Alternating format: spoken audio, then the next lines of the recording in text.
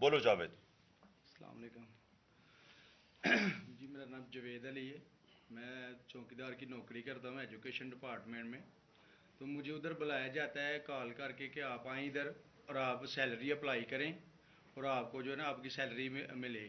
میں ادھر گیا ہوں اور مجھے ادھر صبح 11 بجے سے لے کے تقریباً 3 ساڑھے 3 بجے تک بٹھایا جاتا ہے. آپ بیٹھو کرتے ہیں تقریباً ادھر 4 بجے کے قریب 7-8 پولیس والے آتے ہیں.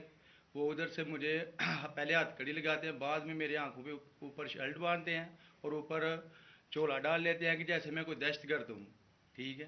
ادھر سے مجھے پرائیویٹ گاڑی میں اٹھاتے ہیں اور لے جاتے ہیں نامعلوم جگہ پہ. ادھر جا کے میرے اوپر مارک چڑھا ہوتا ہے, آنکھیں باندھی ہوتی ہیں. تقریباً 7-8 بندے ہوتے ہیں وہ جو مجھے جاتے فرش پہ لٹا دیتے ہیں اور مارنا شروع کر دیتے ہیں کہ تم نے عثمان ڈار نے تم سے کتنے پیسے لیے نوکری دلوانے کے لیے. میں کہتا نہیں دیے. پھر بھی مجھے دوسری دفعہ کبھی الٹا لٹکا دیتے ہیں کہ مانو تم نے عثمان ڈار کو پیسے دیے ہیں, کانٹریکٹر سے لے کے پیسے دیے ہیں. جب نہیں مانتا تب بھی مجھے کبھی سیدھا لٹکا دیتے ہیں, کبھی الٹا لٹکا دیتے ہیں. اور بعد میں جب میرے مثلاً کہ کبھی اینٹ لے ادھر سے اینٹ اٹھاتے ہیں, اسے دھاگے سے میرے نازک حصوں میں باندھ دیتے ہیں کہ مانو تم کانٹریکٹ سے پیسے لے کے عثمان ڈار کو دیتے ہو. کپڑے اتارتے ہیں, بتاؤ بعد ذرا. میں مجھے ننگا کرتے ہیں, کپڑے اتارتے ہیں, کپڑے اتار کے ادھر فرش پہ بٹھا دیتے ہیں کہ مانو تم نے عثمان ڈار کو پیسے دیے ہیں. جب نہیں مانتا تو پھر ادھر سے کہتے ہیں کہ ایک ڈالا بھیجو, اس کی بیوی کو اٹھاؤ, اس کے بچے کو اٹھاؤ اور ادھر اس کو لا کر اس کو برہنہ کرو, اس کی ویڈیو بناؤ, فیس بک پہ ڈالو اور بلیک میل کرو. تب ادھر سے جا کے جب میری فیملی آئی تب میں ادھر سے ٹوٹا, ان کے آگے رویا کہ اب آپ بتائیں کہ میں نے کیا کرنا ہے. اس نے کہا کہ آپ 164 کے بیان دیں اور یہ کمنٹ میرے کہہ رہے ہیں کہ آپ نے یہ پیسے ٹھیکیداروں سے لے کے عثمان ڈار کو دی. یہ بتائیں آپ کہ کوئی یہ سب چپ ہو جاتے تھے جب کوئی آتا تھا ایک ادھر آدمی. جب میری تو آنکھیں باندھی ہوتی تھی. ٹھیک. اس وقت جب کوئی آتا تھا ادھر کوئی افسر آتا تھا, یہ کہتے تھے کہ بڑے صاحب آ گئے ہیں, بڑے صاحب آ گئے ہیں, اور سب سائلنٹ ہو جاتے تھے.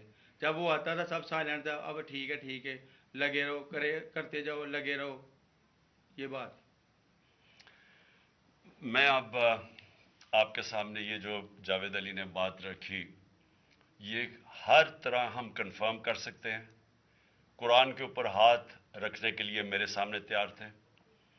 یہ عثمان ڈار کو پھنسانے کے لیے, اس کو کرپشن کیسز میں لانے کے لیے, یہ ساری چیز, یہ جو اس سے 164 کا بیان دلوایا گیا, اور پھر بیوی بچوں کو ساتھ والے کمرے میں لا کے ان کو کہا کہ اس کو ننگا کریں گے. یہ سیدھی بات بتائے, بیوی کو کہا کہ اس کو ننگا کر کے اس کی تصویریں بنائیں گے اور پھر فیس بک پہ چلائیں گے. میں آج اپنی بڑے رسپیکٹ سے میں اپنی عدلیہ سے, میں اپنی چیف جسٹس صاحب سے کہنا چاہتا ہوں کہ دیکھیں, میں اب سے نہیں, جب سے ہماری حکومت گئی ہے میں تب سے کہتا رہا ہوں کہ ہمارے بنیادی حقوق کی حفاظت کون کرے گا. شہباز گل کو اٹھایا, اس کو ٹارچر کیا گیا, اس کو ننگا کیا گیا, اس کو لٹکایا گیا اوپر, اس کو مارا گیا.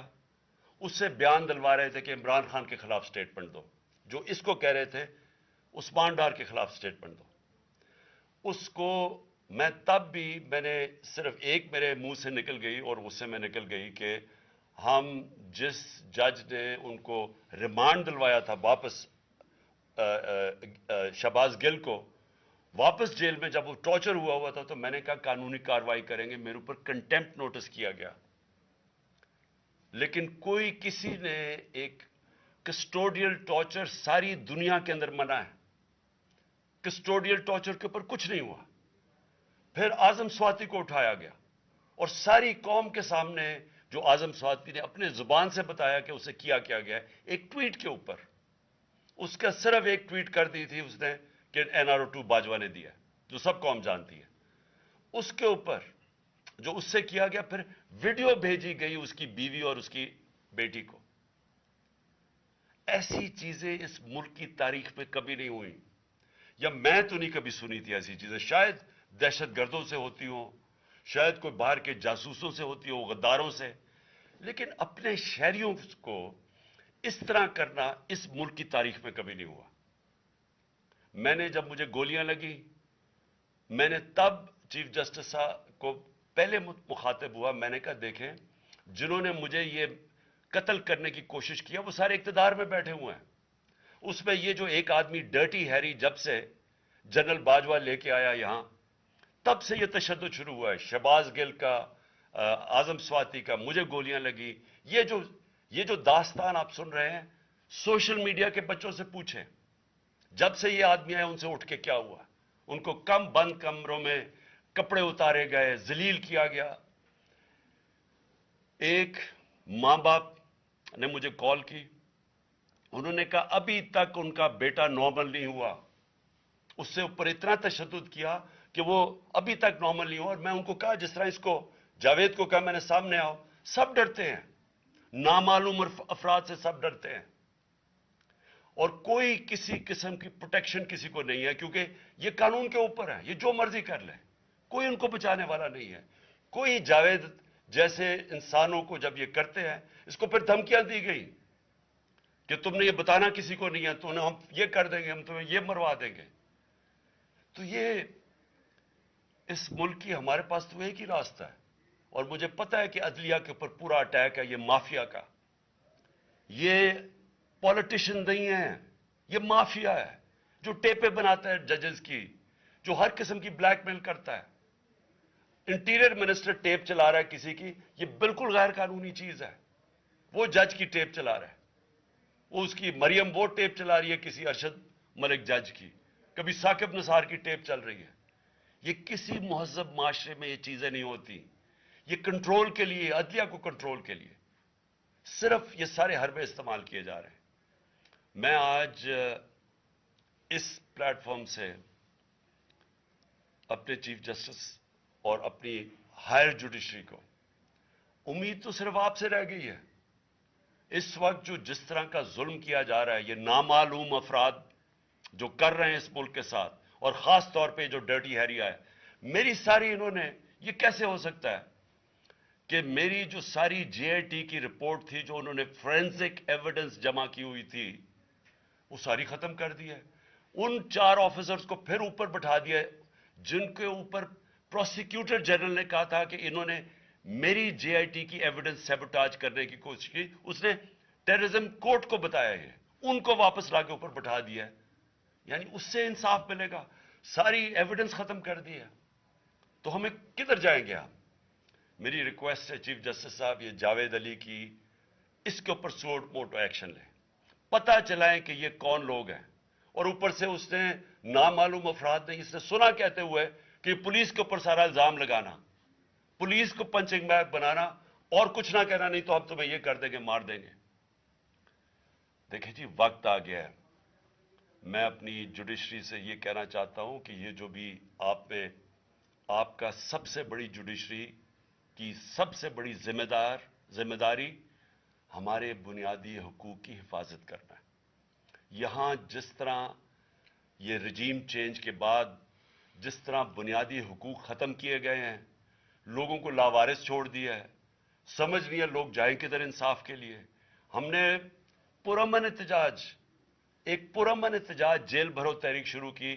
جو لوگوں کو اٹھا کے لے کے جا رہے ہیں ان کو کپڑے نہیں دے رہے ہیں, ان کو دور دور لے گئے ہیں, کسی کو اٹک ڈرانے دھمکانے سے خوف پھیلا رہے ہیں.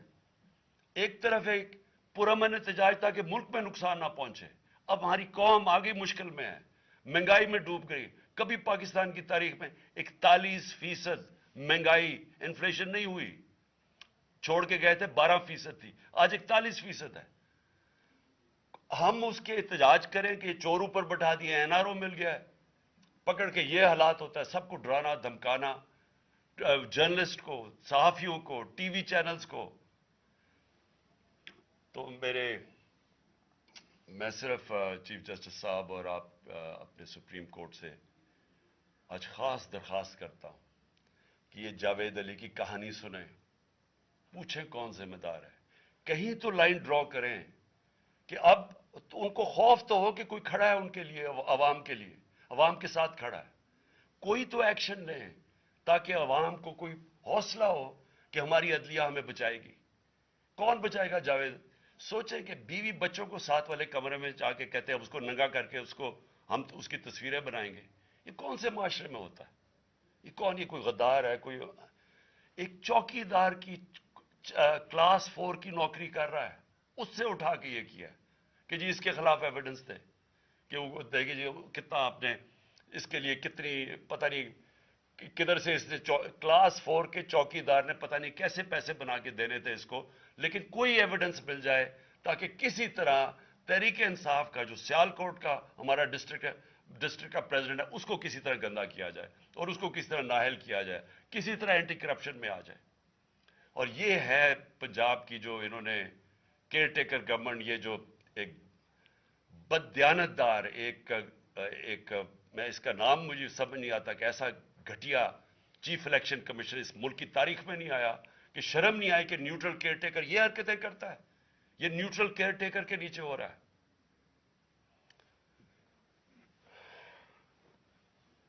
بہت بہت شکریہ.